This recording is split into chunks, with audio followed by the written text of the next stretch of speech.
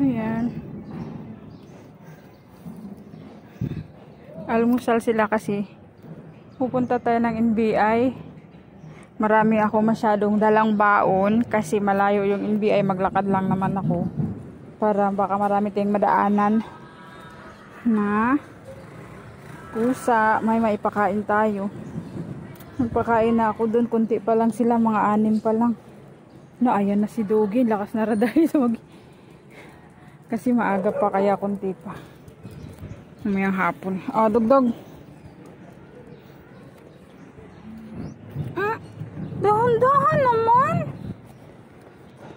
Wala na.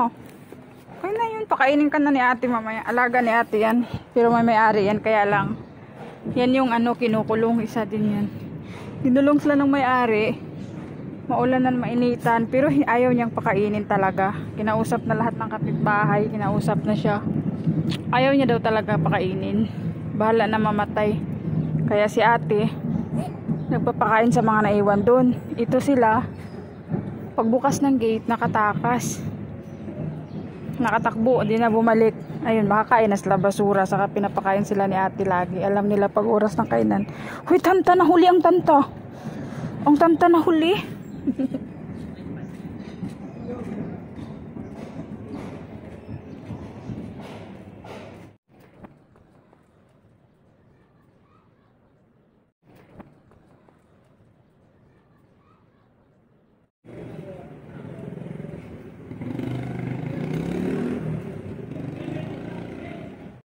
Tanta?